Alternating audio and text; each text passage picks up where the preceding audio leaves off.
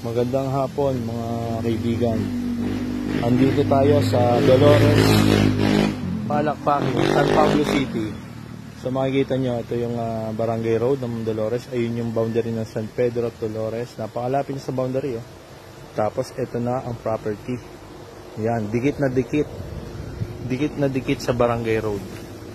Yan ang property natin. Yan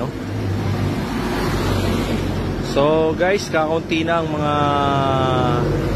slot.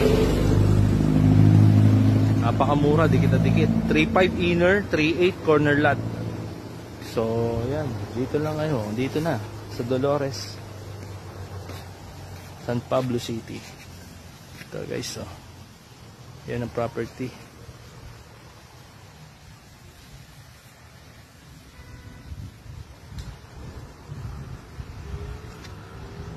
So ay makakita na sublat, dikit na dikit sa barangay road.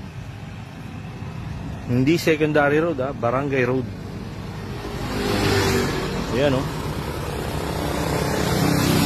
Tapos 3.5 per square meter, barangay road. Ayan guys, 3 phase na ang ating kuryente dito.